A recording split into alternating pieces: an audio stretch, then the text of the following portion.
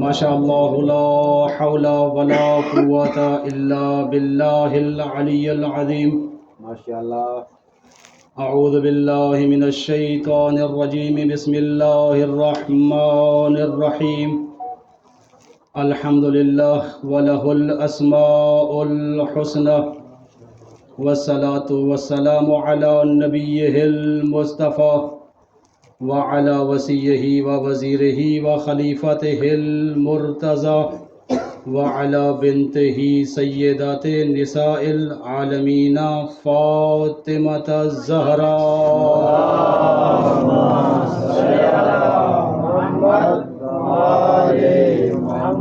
وعلى سبطیہ الحسن والحسین سید شباب اہل الجنہ وتسعة المعصومین من اولاد الحسین لا سیما بقیت اللہ الاعظم روحی وارواح العالمین فی مقدمہ الفداء ورحمۃ اللہ علی محبیہم اتقیاء ولعنۃ اللہ علی اعدائہم جبناء.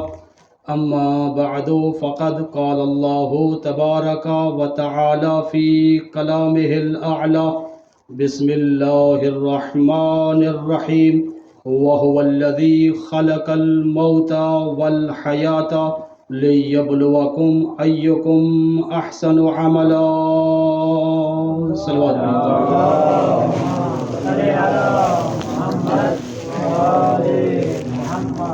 سامعین مکرم، حاضرین مجلس،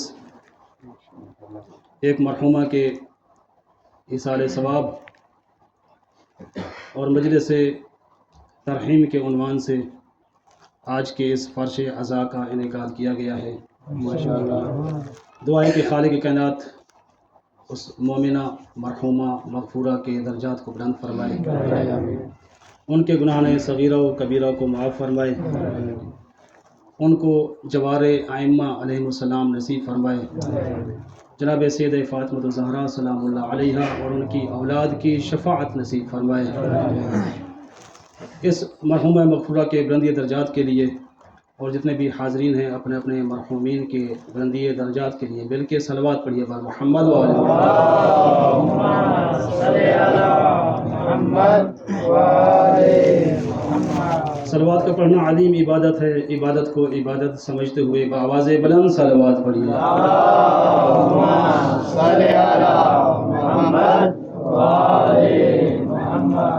سامعین مکرم، علماء، خطبہ، بزرگان، مبلغین، واعظین، ان کا ایک طریقہ کار، ان کا ایک عمل اور ان کی ایک سیرت ہے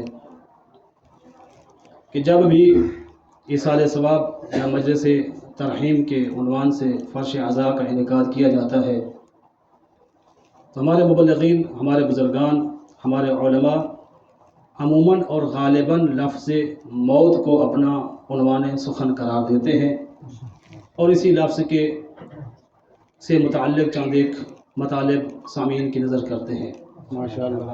تو میں نے بھی اپنے بزرگان اور علماء کی سیرت پہ عمل کرتے ہوئے آج کی اس مجلس عزا کے لیے لفظ موت کا انتخاب کیا ہے اور اسی لفظ سے متعلق چند ایک معلومات، چند ایک معروضات میں نے اپنی معرفت، اپنی حیثیت، اپنے علم کے اعتبار سے جو اکٹھی کی ہیں، جو تیار کی ہیں، وہ آپ کی سماعتوں کے نظر کرنی ہے انشاءاللہ. ماشاءاللہ.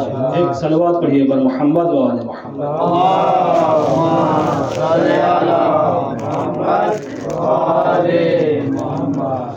قبلہ میری کوشش رہے گی کہ میں جتنا ہو سکا اختصار کے ساتھ اپنی معروضات آپ کی سماعتوں کے سامنے رکھوں گا انشاءاللہ.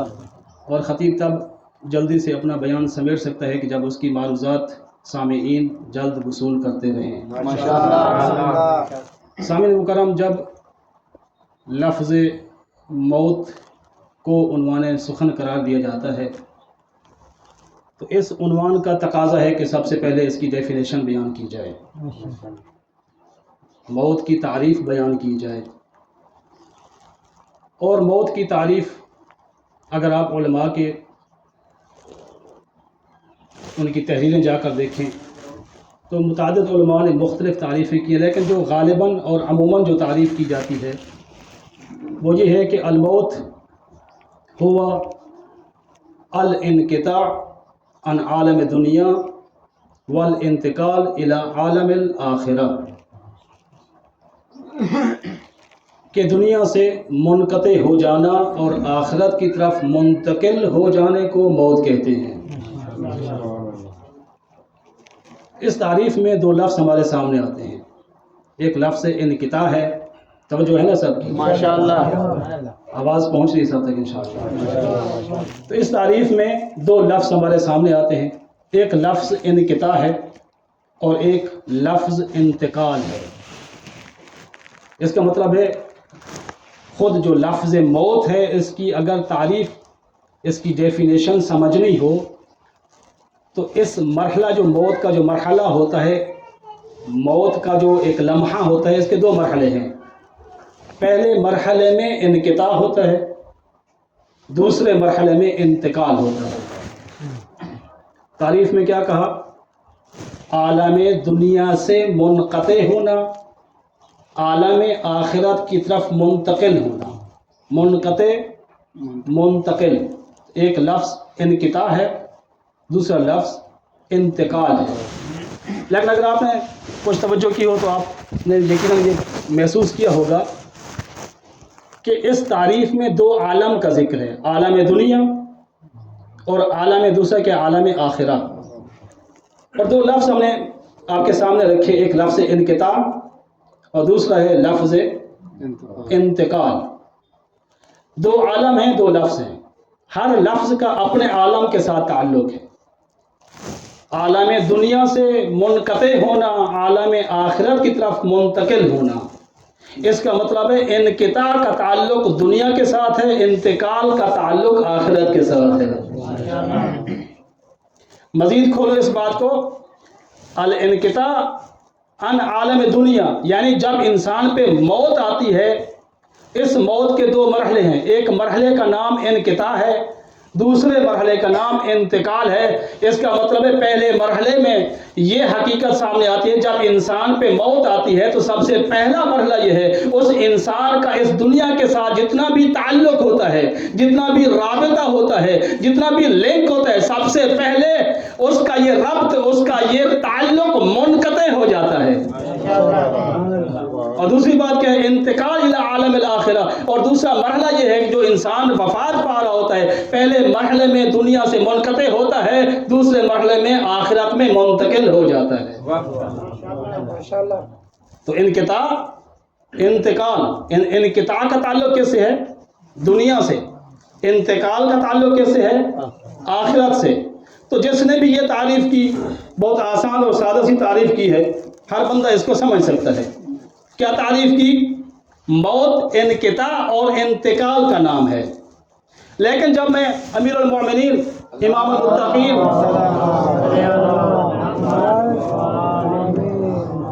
مولا کائنات کی بارگاہ میں ان کے الفاظ کو جب میں نے چند ایک الفاظ، چند ایک ان کی احادیث، روایات اور ان کا مطالعہ کیا تو میرے سامنے موت کی جو ڈیفینیشن، موت کا جو تعارف امیر المومنین نے کرایا وہ اور لگا ہے۔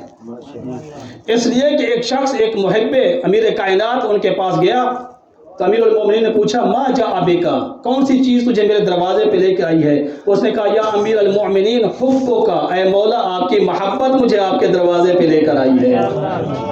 امیر المومنین نے پوچھا، تو مجھ سے محبت کرتا ہے؟ اختصار کے ساتھ بیان کر رہا ہوں۔ کہا کہ جی ہاں مولا، محبت کرتا ہوں۔ تو امام علی علیہ السلام نے اپنے اس صحابی حارث حمدانی سے جو بات کی، کچھ صدیاں بعد ایک سید ہیں، انہوں نے ان کو اشعار کی صورت میں لکھا اور کہا کہ مولا نے جو فرمایا تھا، کیا فرمایا تھا؟ یا حار حمدانی من یمت یرانی، اے حارث حمدانی جو مرتا ہے مجھ علی کی زیارت کرتا ہے۔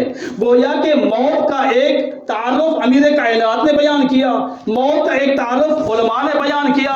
علماء نے کہا موت ہے انقطاع اور انتقال کا نام، علی نے بتایا تمہاری نظر میں موت کا جو بھی نام ہو، لیکن علی کی نظر میں موت انتقال کا نام نہیں بلکہ علی سے ملاقات کا نام ہے۔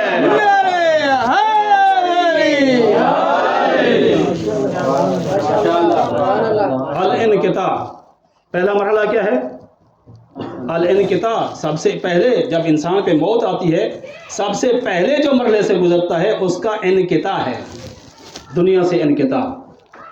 یہ جو انقطاع کا مرحلہ ہے اسی پہ رک کر 2 جملے آپ کو سنانے ہیں، پھر آگے دوسرا لفظ ہے انتقال، اس پہ 2 لفظ آپ کو سنانے ہیں، اس کے بعد آپ کی زحمت تمام کرنی ہے. سامعین مکرم، انقطاع یعنی انسان کا دنیا سے ربط ختم ہو رہا ہے. یہ کب ختم ہوتا ہے؟ جب ملک الموت آتا ہے روح قبض کرنے کے لیے. اب جب روح قبض کر رہا ہے تو یہ کون سا مرحلہ ہے؟ انقطاع کا ہے. جب روح قبض ہو گئی پھر کون سا مرحلہ ہے؟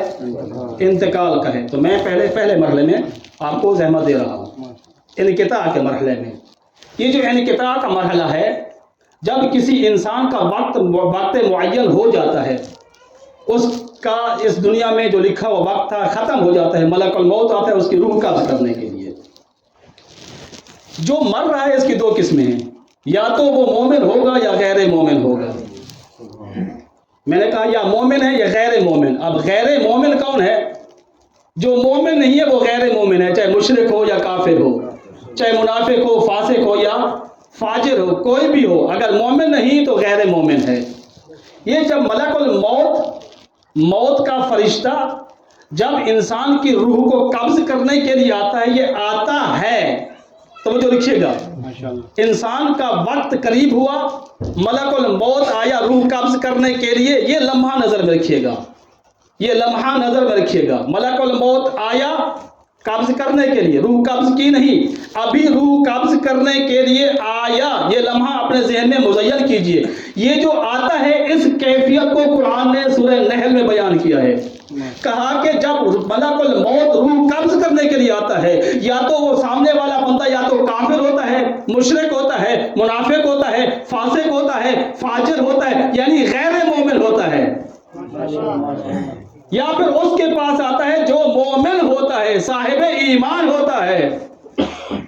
قرآن مجید نے دونوں کی 2 الگ صورتیں بیان کی. کہا کہ جب ملک الموت کسی غیر مومن کے پاس آتا ہے، سورہ نحل کی آیت ہے، کسی غیر مومن کی روح کو قبض کرنے کے لیے آتا ہے، تو آتے ہی ملائکہ کہتے ہیں لوگوں سے، ملائکہ کہتے ہیں فادخلوا ابواب الجنت، ان لوگوں کو فادخلوا ابواب الجہنم خالدین فیہا. ملائکہ روح قبض کرنے کے لیے آتے ہیں نا کفار کی طرف، تو اپنے ساتھیوں سے ملک الموت اپنے ساتھی ملائکہ سے کیا کہتا ہے؟ یہ کافر ہے، یہ مشرک ہے، یہ منافق ہے، یہ فاسق ہے، یہ فاجر ہے، اسے پکڑو جہنم میں پھینک دو. لیکن قرآن نے ایک اور تصویر بیان کی، جب یہ ملک الموت کسی مومن کی روح کو قبض کرنے کے لیے آتا ہے، اس وقت اس کا انداز بھی تبدیل ہو جاتا ہے، اس کا لہجہ بھی تبدیل ہو جاتا ہے، اس کی حیثیت بھی تبدیل ہو جاتی ہے. اب اس کے لہجے میں نرمی ہوتی ہے، اس کے انداز میں انکساری ہوتی ہے، عاجزی ہوتی ہے.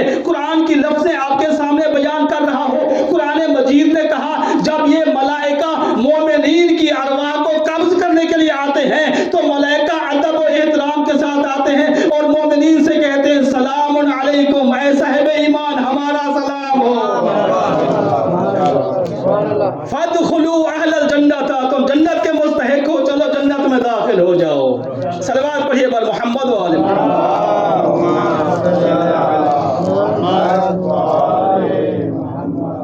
انقطاع کے مرحلے میں. اب ایک اور حدیث آپ کو سناتا چلوں. ختمی مرتبہ رسالت مآب حضرت محمد مصطفیٰ صلی اللہ علیہ وآلہ وسلم کا ایک ملی جلی باواز جلد صلوات پڑھیں.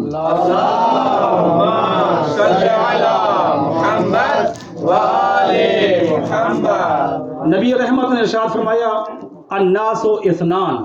توجہ ہے نا سر؟ لوگوں کی 2 قسمیں ہیں. کون سے لوگ؟ یعنی جب کوئی لوگ مر رہے ہوتے ہیں، جن پہ موت آ رہی ہوتی ہے، ان کے بارے میں. الناس اثنان، لوگوں کی 2 قسمیں ہیں، رجل استراحا و رجل اراحا.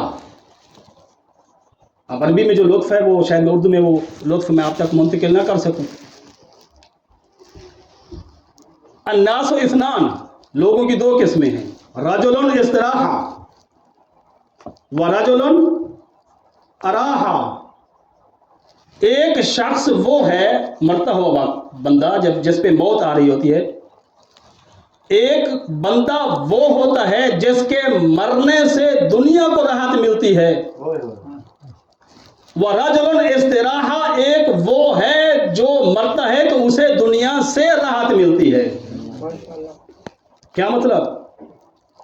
یعنی ایک ایسا انسان ہے جب مرتا ہے تو دنیا کو راحت ملتی ہے، اس کا مطلب ہے دنیا کو اس کے شر سے راحت ملتی ہے، دنیا کو اس کی شرارتوں سے راحت ملتی ہے، دنیا کو اس کے برے اعمال سے راحت ملتی ہے، دنیا کو اس کی بد اخلاقی سے راحت ملتی ہے، دنیا کو اس کی بد اعمالی سے راحت ملتی ہے، دنیا کو اس کے جھوٹ سے راحت ملتی ہے، دنیا کو اس کی غیبتوں سے راحت ملتی ہے، دنیا کو اس کی اذیتوں سے راحت ملتی ہے۔ لیکن اس کے مقابلے میں ایک ایسا شخص ہے جب وہ مرتا ہے تو اس سے دنیا کو راحت نہیں ملتی بلکہ موت سے خود اسے راحت ملتی ہے۔ یہ کون سا انسان ہے؟ یعنی وہ شخص جب مرتا ہے تو دنیا کے آلام سے راحت پاتا ہے، جب مرتا ہے دنیا کی آزمائشوں سے راحت پاتا ہے، جب مرتا ہے تو دنیا کے فقر و فاقہ سے راحت پاتا ہے، جب مرتا ہے تو دنیا کے آزمائشوں سے راحت پاتا ہے، دنیا کے دکھوں سے راحت پاتا ہے، ظالموں کے ظلم سے راحت پاتا ہے۔ رسول خدا کون سے وہ لوگ ہیں؟ رسول خدا نے ارشاد فرمایا وہ شخص جس کے مرنے سے دنیا کو راحت ملتی ہے وہ فاسق اور فاجر ہے، اور وہ بندہ جس کے جانے سے خود اسے راحت ملے وہ مومن ہوتا ہے۔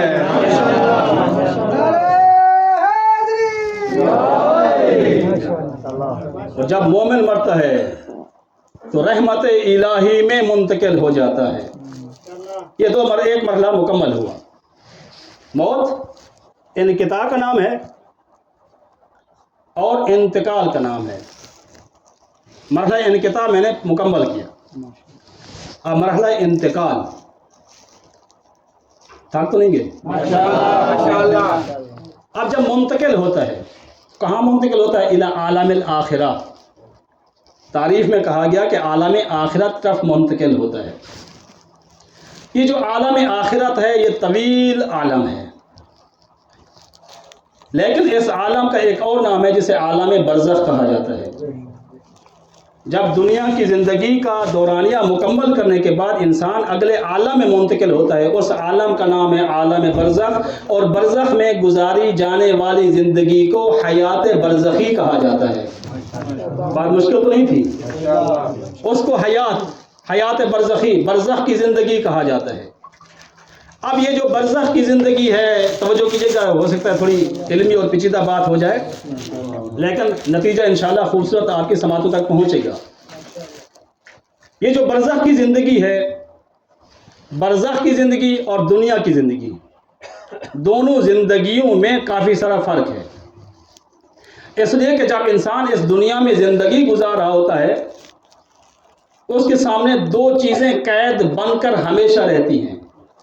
دنیا میں زندگی گزارنے والا انسان مکان کی قید میں بھی ہوتا ہے، زمان کی قید میں بھی ہوتا ہے۔ یعنی اگر ہم یہاں بیٹھے 5 بجے تو اس کا مطلب ہے ہم 5 بجے کسی اور جگہ پہ نہیں بیٹھے ہیں۔ اگر ہمیں کسی اور جگہ پہ جانا ہوگا، چاہے دوسرے کمرے میں ہی جانا ہو، چند سیکنڈ تو لگیں گے، تو ہم یہ زمان وقت کے محتاج ہیں، وقت کے پابند ہیں۔ جب تک وقت کے اس دورانیے کو طے نہیں کریں گے ہم کسی اور جگہ نہیں پہنچ سکتے۔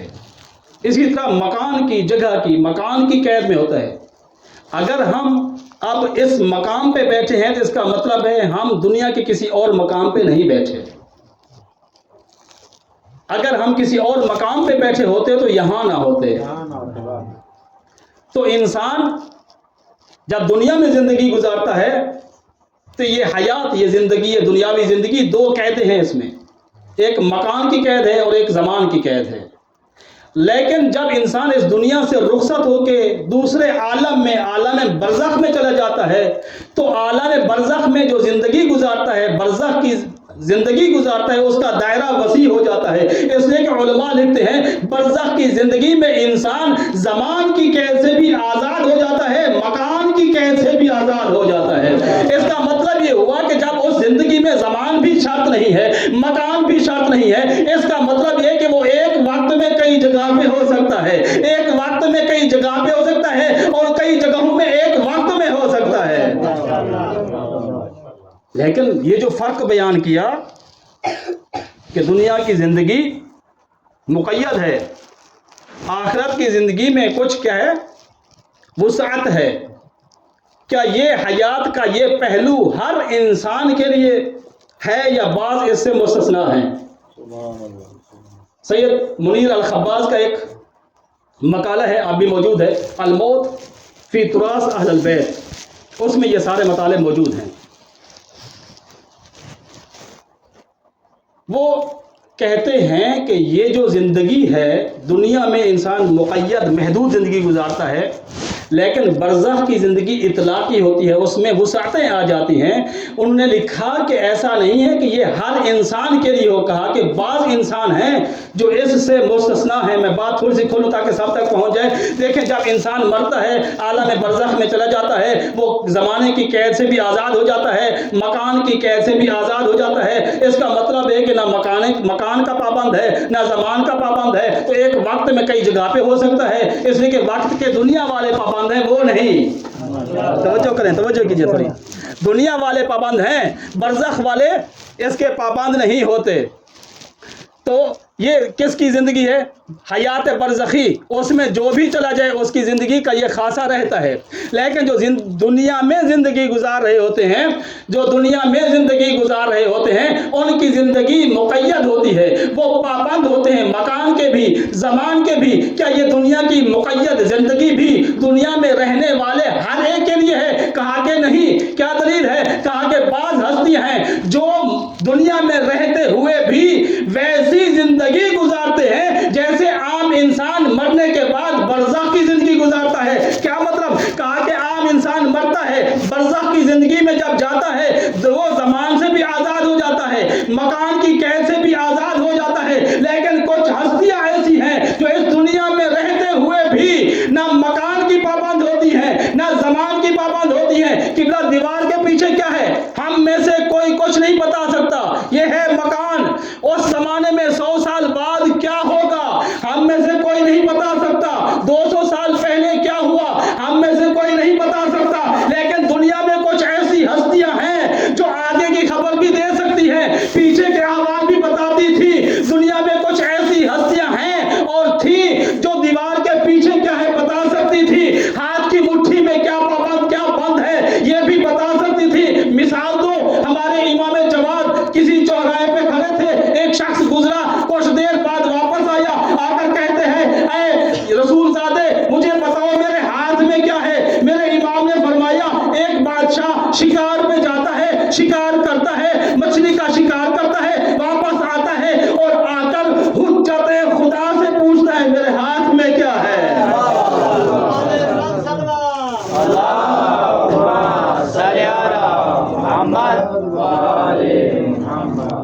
ایک شخص نے خواب دیکھا. سرور کائنات ختمی مرتبہ تشریف فرما ہے، یہ ان کی بارگاہ عالیہ میں گیا. رسول خدا نے ایک مٹھی بھر کھجوریں اس کے ہاتھ میں یا تاشت میں دے دی. اس نے گنا تو 18 کھجوریں تھیں. یہ خواب میں جب بیدار ہوا باہر نکلا تو اسے معلوم ہوا کہ 8ویں لال ولایت امام رضا علیہ السلام تشریف فرما ہے. یہ جب ان کی خدمت عالیہ میں گیا تو امام نے بھی مٹھی بھر کھجوریں اٹھائیں اسے دی. اس بندے نے اسی موقع پہ کھڑے ہو کے گنا تو 18 کھجوریں تھیں. کہا کہ مولا ایک تو اور عطا کر دیجئے. میرے معصوم امام نے فرمایا اگر خواب میں تجھے میرے نانا نے 1-2 اور دی ہوتی تو میں بھی دے دیتا.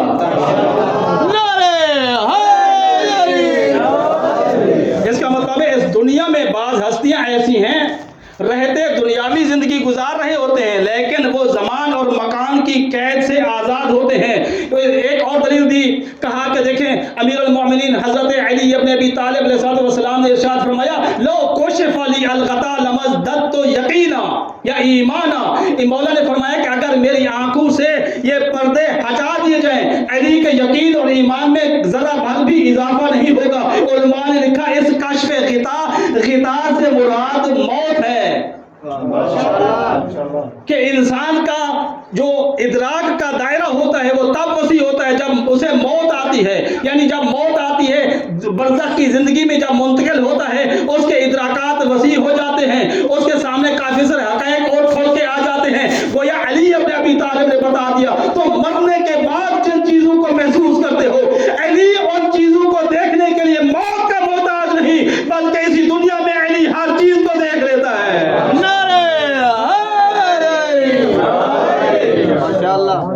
قبلہ یہ جو حیات برزخی، اس کی دو قسمیں. آخری جملہ، حیات برزخی اتصالی اور انفصالی. برزخ میں جب انسان، دوسرا مرحلہ ہم چل رہے ہیں نا انتقال کا، تو انتقال میں ہم نے ایک جملہ آپ تک پہنچایا، دوسرا جملہ پہنچا رہا ہوں. یہ جو برزخ کی زندگی ہوتی ہے، برزخ کی زندگی کی دو قسمیں ہیں. اچھا ایک سوال آپ کے سامنے رکھتا ہوں تاکہ توجہ کے ساتھ، دلچسپی کے ساتھ میری ان معروضات کو سنیے گا. دیکھیں ہمارے ہاں جب مجالس ہوتی ہیں تو اکثر ذاکرین علماء یہ دعویٰ کرتے ہیں کہ مجلس میں اہل بیت تشریف لاتے ہیں. ایسا ہے کہ نہیں؟ جناب سیدہ زہرا سلام اللہ علیہا تشریف لاتی ہیں، سید شہداء مظلوم کربلا امام حسین آتے ہیں، بیمار کربلا امام سجاد آتے ہیں، اور دیگر ہستیاں یہ دعویٰ کرتے ہیں. کیا دلیل ہے اس کی؟ اس کی دلیل کیا ہے؟ یہ دلیل دوں گا، بس تھوڑی سی تمہید سن لیجیے. یہ جو حیات برزخی ہے، برزخ کی زندگی ہے، برزخ کی زندگی کی دو قسمیں ہیں. ایک ہوتی ہے اتصالی، ایک ہوتی ہے انفصالی. انگلش میں کہوں کنیکٹڈ، ڈس کنیکٹڈ. کیا مطلب؟ یعنی جب انسان مر جاتا ہے، بعض ایسے ہوتے ہیں جن کا تعلق، ربط، ارتباط دنیا سے ہمیشہ منقطع ہو جاتا ہے. کبھی بھی ان کا ربط و ارتباط دنیا کے ساتھ نہیں رہتا، دنیاوی زندگی کے ساتھ نہیں رہتا. لیکن بعض لوگ مرنے کے بعد ایسے ہوتے ہیں جن کی زندگی حیات برزخی اتصالی ہوتی ہے. کیا مطلب؟ یعنی ان کا اتصال دنیا کے ساتھ برقرار رہتا ہے. جب ہم نے مثال پوچھی تو مثال ہمارے سامنے یہ رکھی گئی، وَلَا تَقُولُوا لِمَن يُقْتَلُ فِي سَبِيلِ اللَّهِ أَمْوَاتٌ بَلْ أَحْيَاءٌ وَلَكِنْ لَا تَشْعُرُونَ. جو اللہ کی راہ میں شہید ہو جاتے ہیں، مارے جاتے ہیں، خبردار ان کو مردہ نہ کہنا، بلکہ وہ زندہ ہیں، تمہیں شعور نہیں ہے. اس کا مطلب ہے جو شہید شہداء اس دنیا سے چلے جاتے ہیں تو اس عالم برزخ میں منتقل ہو جاتے ہیں. انتقال کے بعد بھی ان کا اتصال دنیا کے ساتھ ہوتا ہے. اب لوگ سوال کرتے ہیں، تم مجلس کرتے ہو، کہتے ہیں اس میں زہرا آتی ہے. لوگ سوال کرتے ہیں، تم کہتے ہو کہ امام حسین آتے ہیں، سید و شہداء تشریف لاتے ہیں. کیا دلیل ہے ہمارے پاس؟ ہم یہی ان کو دلیل دیتے، توجہ کیجیے گا، یہی تو ہم ان کو دلیل دیتے ہیں. یہ جو حیات برزخی ہے، اس کی دو قسمیں ہیں. ایک انفصالی ہوتی ہے، ایک اتصالی ہوتی ہے. یعنی بعض لوگ کا رابطہ منقطع بالکل نہیں ہوتا، ڈسکنیکٹڈ. اور بعض لوگ ایسے ہوتے ہیں جن کا اتصال اس دنیا کے ساتھ ہوتا ہے. وہ کون ہے؟ وہ شہداء ہیں. اس کا مطلب ہے شہداء بھی دنیا میں آتے جاتے رہتے ہیں، اس عالم سے اس عالم میں آتے جاتے رہتے ہیں. اگر توجہ ہو، اپنی گفتگو مکمل کروں، شہداء کا تعلق، اتصال عالم برزخ سے عالم دنیا کے ساتھ ہوتا ہے. وہ اس عالم سے کنیکٹڈ ہوتے ہیں. مجھے اتنا کہنے دیجئے، جب ایک عام شہید اس دنیا سے متصل ہو سکتا ہے تو سید الشہداء امام حسین کیوں نہیں آ سکتے ہیں؟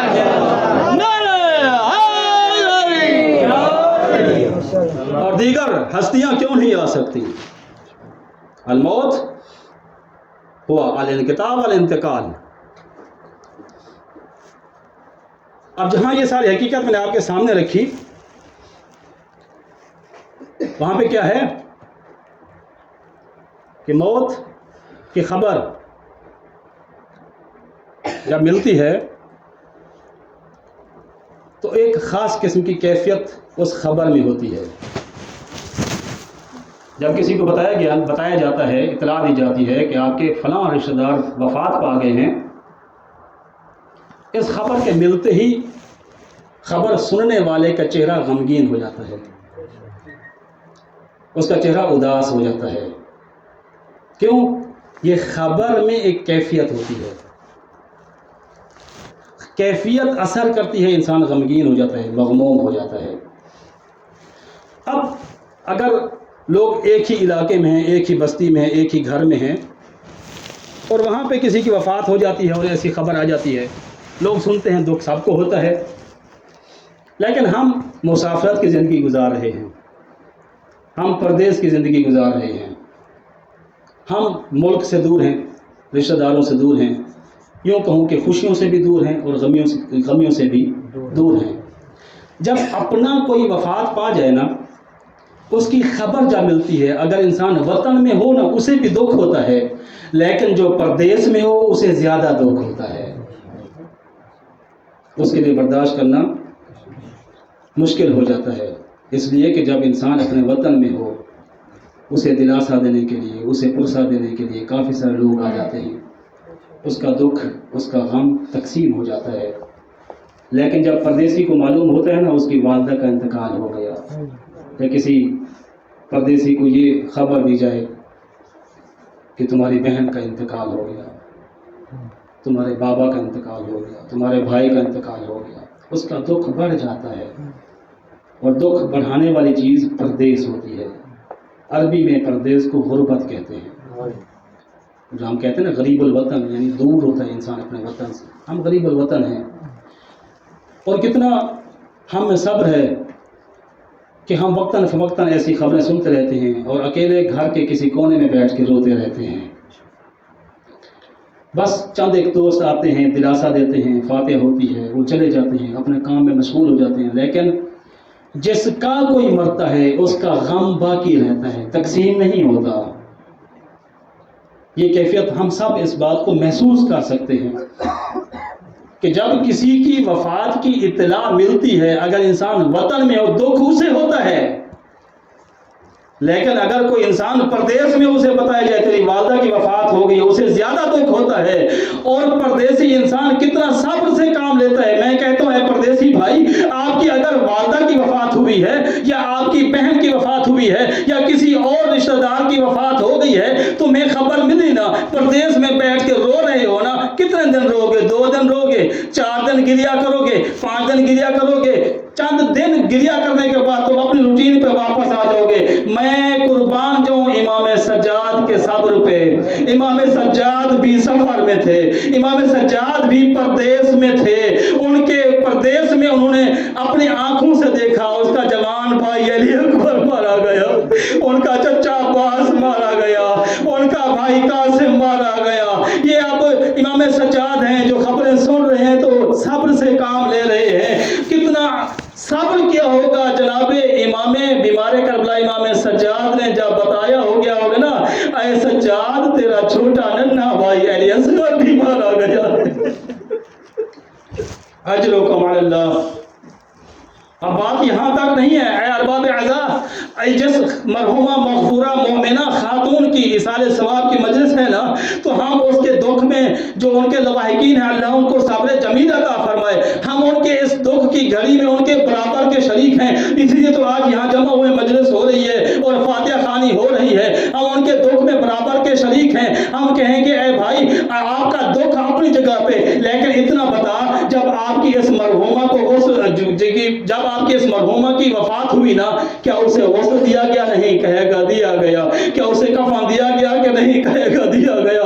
کیا اسے دفن کیا گیا کہ نہیں؟ بتائے گا اسے دفن بھی کیا گیا۔ میں قربان جاؤں امام سجاد کی غربت پہ، شام کے زندان میں اپنی بہن سکینہ کا جنازہ اٹھایا ہوا ہے، اور غسل دینے کے لیے پانی نہیں ہے، اور کفن کے لیے کپڑا۔ اجرکم علی اللہ، اجرکم۔ بس 2 جملے جناب سکینہ کے۔ کتنا غربت ہے، کتنا صبر ہے امام سجاد کا۔ بہن وفات پا گئی زندان کا، شام کے زندان میں۔ اے ارباب اعزاء، جناب سکینہ سلام اللہ علیہا 4 سال کی عمر بتائی جاتی ہے، مدینہ سے کربلا، کربلا سے شام تک کا سفر کیا۔ اب مدینے سے جتنے بھی افراد چلے تھے نا، کچھ کی منزل کربلا بن گئی، کچھ کی منزل شام بن گئی۔ جن لوگوں کی منزل شام بنی ان میں حسین کی یہ چھوٹی بیٹی جناب سکینہ ہے۔ زندان شام میں جب یہ اہل بیت کا قافلہ اسیری کی حالت میں تھا، جناب سکینہ اپنے بھائی امام سجاد سے سوال بہت کرتی تھی۔ کبھی آ کر کہتی ہیں بھیا سجاد پیاس لگی ہے، پانی کب ملے گا؟ کبھی سوال کرتی ہیں بھیا سجاد ہم بے پردہ ہیں، یہ لوگ ہماری چادریں کب واپس کریں گے؟ ایک دن جناب سکینہ اپنے بھائی کے پاس آئیں، صبح کا وقت تھا، کچھ پرندے اڑ کے جا رہے تھے۔ جناب سکینہ نے معصومانہ انداز میں پوچھا بھیا سجاد جی بہن یہ پرندے کہاں جا رہے ہیں؟ سکینہ یہ رزق کی تلاش میں جا رہے ہیں۔ شام ہوئی، پرندے واپس آ رہے تھے، پوچھا بھیا سجاد آپ بتا یہ پرندے کہاں جا رہے ہیں؟ سجاد نے کہا رزق کی تلاش کے بعد اپنے گھروں کو واپس جا رہے ہیں۔ گھر کا نام آنا تھا۔ سکینہ نے کہا بھیا سجاد اتنا بتا یہ پرندے گھر جا رہے ہیں، ہم کب واپس گھر جائیں گے؟ اجرکم علی اللہ، اجرکم علی اللہ۔ بس آخری جملہ، اب تو پرندے بھی اپنے گھروں کو واپس جا رہے ہیں، کیا ہم بھی اپنے گھروں کو جائیں گے؟ میں کہوں گا سکینہ یہ سوال آپ کا نہیں بنتا تھا، اس لیے کہ گھر تو وہ واپس جاتا ہے جو زندہ بچ جائے، جس کا مقصد جس کا مقدر شام ہی بن جائے، اس کا وطن۔ اجرکم علی اللہ۔ جناب سکینہ آگے بڑھی امام سجاد کے پاس، بھیا سجاد جی سکینہ بھیا میں جانتی ہوں آپ وقت کے امام ہیں، وقت کے امام ہر چیز کا علم رکھتا ہے۔ جی بہن چھوٹا سا سوال ہے پوچھو۔ بھیا اتنا بتاؤ پیاس کی کتنی منزلیں ہوتی ہیں؟ اب یہ حق بنتا تھا کہ ایسا سوال سکینہ کرتی، اس لیے کہ سکینہ کربلا سے پیاسی تھی، اور مقتل پڑھنے والے جب پڑھتے ہیں تو بتاتے ہیں جب کربلا سے اسیر کر کے کوفہ اور شام کے راستے پہ لے جا رہے تھے نا، جب بھی یہ بدبخت خود پانی پیتے تو سکینہ امید کے ساتھ ان کے پاس جاتی، شاید دیکھیں کہ بچی پیاسی ہے، 2 گھونٹ پانی دے دے۔ وہ ظالم پتہ ہے کیا کرتے تھے؟ خود سیر ہو کر پانی پیتے تھے، خود پانی پینے کے بعد جو بچتا اپنے مویشیوں کو پلانا شروع کر دیتے تھے۔ جب مویشیوں سے بھی پانی بچ جاتا وہ حسین کی پیاسی بیٹی کو پانی نہیں دیتے تھے، جو پانی بچ جاتا زمین پہ گرا دیتے تھے۔ اجرکم اللہ، اجرکم اللہ۔ بھیا سجاد اتنا بتائیے پیاس کی کتنی منزلیں ہوتی ہیں؟ امام سجاد نے کہا سکینہ آج تمہارا سوال کچھ انوکھی قسم کا سوال ہے، ایسا سوال تم نے مجھ سے پہلے نہیں کیا، لیکن پھر بھی میں بتاتا ہوں۔ امام سجاد نے کہا سکینہ پیاس کی 4 منزلیں ہوتی ہیں۔ بھیا کون کون سی منزلیں ہیں مجھے تفصیل کے ساتھ بتائیے۔ امام سجاد نے کہا اے سکینہ پیاس کی جب انسان کو پیاس لگی ہو نا اس کی کیفیت اور حالت کیا ہوتی ہے؟ پہلی منزل پیاس یہ ہے کہ جب انسان کو پیاس لگے نا، شدت پیاس کی وجہ سے اس کی آنکھوں کے سامنے دھواں دکھائی دیتا ہے۔ جب سکینہ نے یہ جملہ سنا نا کہ جب پیاسا ہو نا انسان آنکھوں کے سامنے دھواں آ جاتا ہے، کہا کہ بھیا سجاد یہ تو میرے بھائی قاسم کی پیاس کی منزل ہے۔ کربلا کی سرزمین پہ میں دیکھ رہی تھی جب قاسم جنگ کر رہا تھا نا، پھر پلٹ کے میرے بابا کے پاس آیا تھا، آ کر کہا تھا چچا جان مجھے 1 گھونٹ پانی کا دے دیجئے، اس شدت پیاس کی وجہ سے اور میری آنکھوں کے سامنے دھواں۔ اجرکم اللہ۔ امام سجاد نے دوسری منزل پیاس بتائی، کہا سکینہ سنو دوسری منزل پیاس کیا ہے؟ کہا کہ بھیا سجاد بتائیے۔ امام سجاد نے کہا سکینہ دوسری منزل پیاس یہ ہے جب کسی انسان کو پیاس لگتی ہے نا، پیاسے انسان کی زبان اگر تالو سے چپک جائے پھر ہٹتی نہیں ہے۔ سکینہ کا یہ جملہ سن رہا تھا، روکے کہا بھیا سجاد یہ تو میرے بابا حسین کی پیاس کی منزل ہے، اور میرے بابا کی زبان جب تالو میں لگتی چپک جاتی تھی۔ سجاد نے کہا سکینہ سنو اگلی منزل پیاس تیسری کیا ہے؟ بھیا بتائیے تیسری منزل پیاس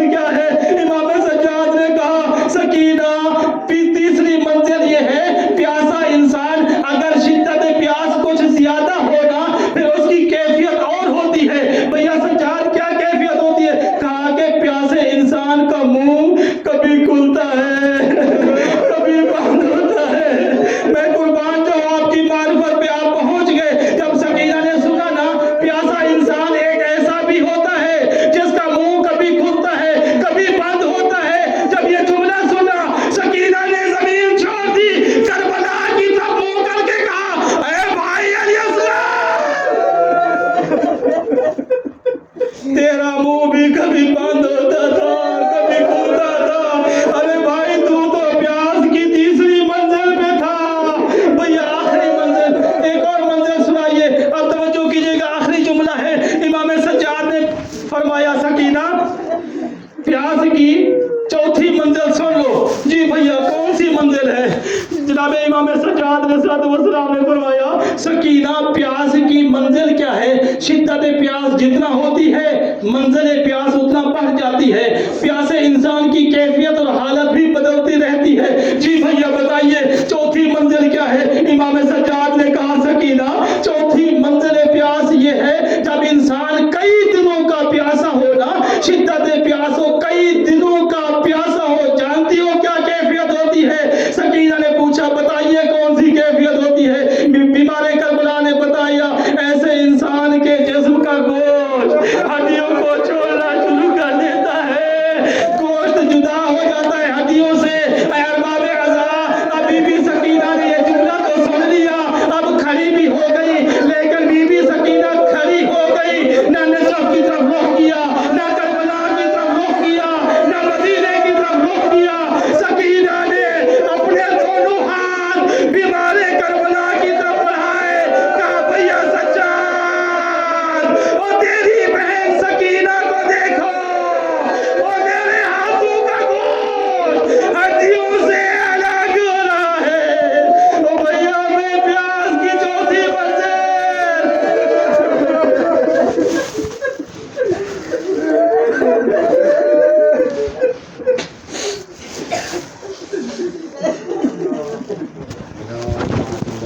القوم الظالمين وسيعلم الذين